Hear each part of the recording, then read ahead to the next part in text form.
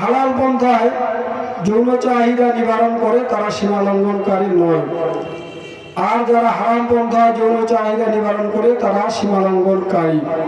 যারা ওয়াদা রক্ষা করে, যারা আমানত রক্ষা করে, যারা নিজের নামাজের ব্যাপারে যত্নবান, তারাই হলো ওয়ারিস।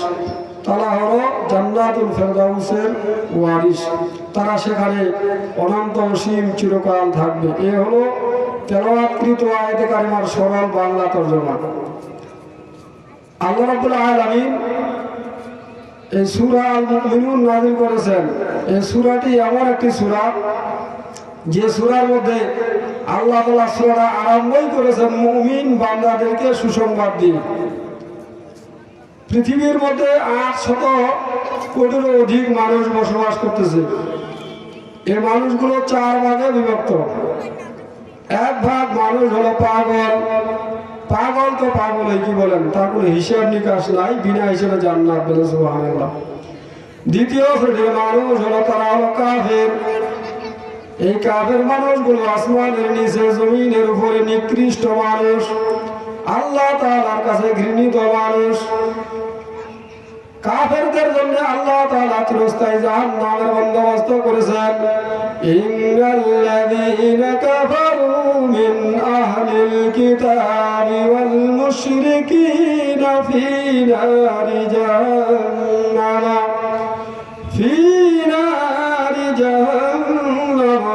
খালিদিনা ফীহা। আল্লাহ রাব্বুল আলামিন বলেন, যারা আমার আসমানি কিতাবকে অস্বীকার করে তারা হলো কাফের। আর কাফেরদের যারা আবার স্থল হলো চিরস্থায়ী জাহান্নাম, তারা সারা জীবন জাহান্নামের মধ্যে বসবাস করবে, বলেন নাউযুবিল্লাহ।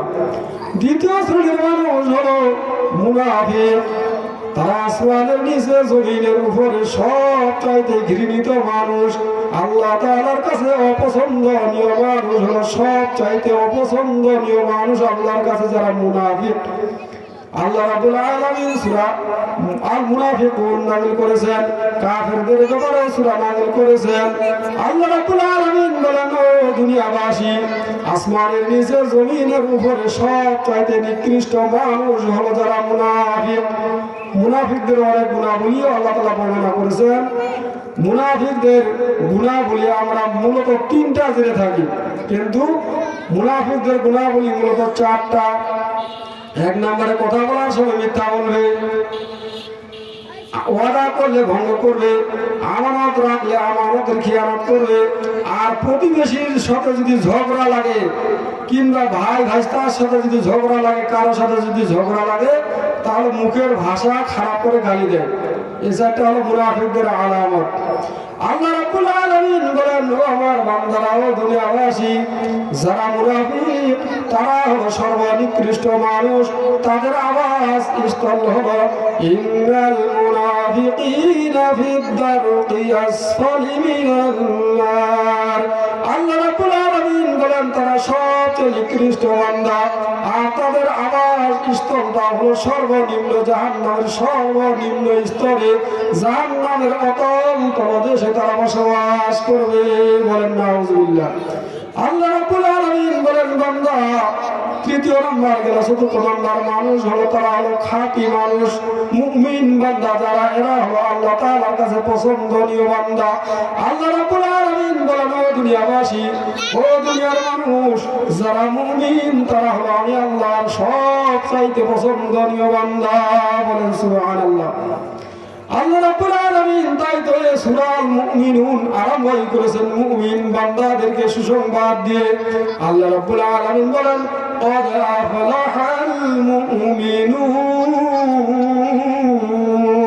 আল্লাহু আকবার। আল্লাহ রাব্বুল আলামিন বলেন, ওই সমস্ত মুমিনেরা সফল কাম হয়ে গিয়েছে, মুমিন বান্দারা তো সফল কাম হয়ে গিয়েছে। আল্লাহ রাব্বুল আলামিন বলেন, বান্দা, ও দুনিয়াবাসী, মুমিন বান্দারা সফল কাম হয়ে গিয়েছে। আমি আল্লাহ যে ঘোষণা করলাম, তোমরা কিভাবে বুঝবা এই কোটি কোটি মানুষের মধ্য থেকে কারা মুমিন? তাই তো আল্লাহ তাআলা বলেন, ও বান্দা, তোমরা যেন মুমিন বান্দাদেরকে দেখে চিনতে পারো, মুমিন বান্দাদেরকে দেখে যেন চিহ্নিত করতে পারো, তাদের সাথে যেন মহব্বত রাখতে পারো, ভালোবাসা রাখতে পারো, বন্ধুত্ব করতে পারো। তাই তো আমি আল্লাহ মুমিন বান্দাদের গুণাবলী বর্ণনা করলাম। আল্লাহ রাব্বুল আলামিন মুমিন বান্দাদের গুণাবলী বর্ণনা করতে গিয়ে সর্বপ্রথম বলেছেন আল্লাযীনা হুম ফি সালাতিহিম খাশিউন।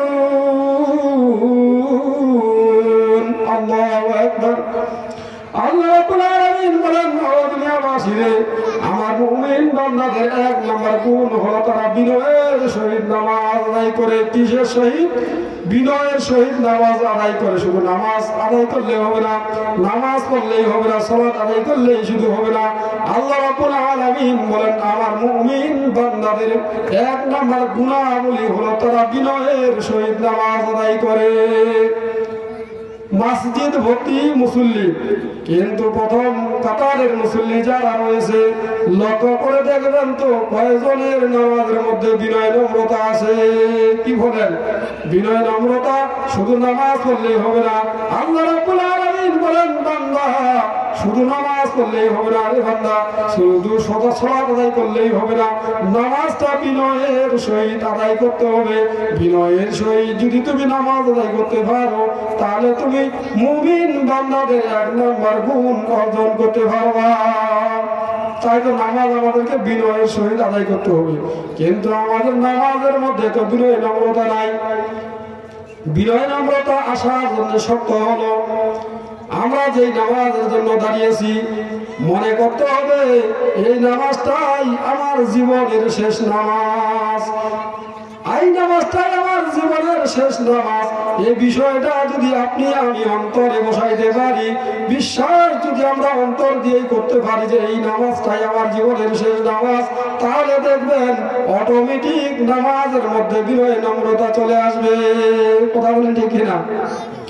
বিনয় নম্রতার সহিত নামাজ অন্তরের মধ্যে সেই যোগ্যতা পয়দা হওয়ার জন্য শর্ত হলো আরেকটা, দ্বিতীয় নম্বর শর্ত হলো নামাজের মধ্যে আমরা যেগুলো তেলাওয়াত করে সূরা ফাতিহা ছাড়া তাশাহুদ দরুদ শরীফ দোয়া বা সূরা আমরা রুকুর তাসবিহ সিজদার তাসবিহ যাহা কিছু তেলাওয়াত করি দোয়া কুনুত, এই নামাজের তাসবিহগুলো এবং সূরাগুলো এগুলোর অর্থ যদি আমরা জানতে পারি শিখতে পারি তাহলে নামাজের মধ্যে বিনয় নম্রতা চলে আসবে।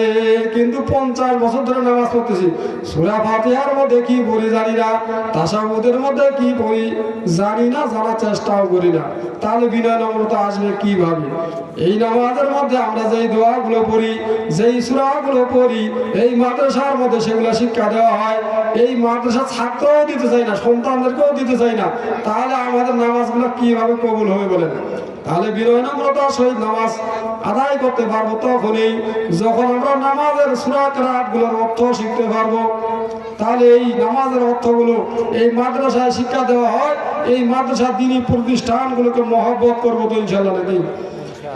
আল্লাহ রাব্বুল আলামিন বলেন মুমিন বান্দাদের এক নম্বর গুণ হলো তারা বিনয়ের সহিত নামাজ আদায় করে। দ্বিতীয় নম্বর গুণ আল্লাহ তাআলা বলেন ওয়াল্লাযীনা হুম আনিল লাগবি মুরিদুন। আল্লাহু আকবার।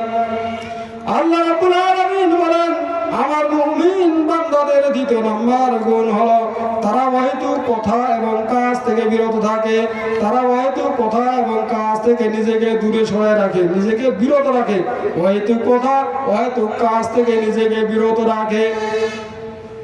আল্লাহর হাবিব সাল্লাল্লাহু আলাইহি ওয়াসাল্লাম বলেছেন কথা হলো 3 প্রকার, মনে রাখবেন।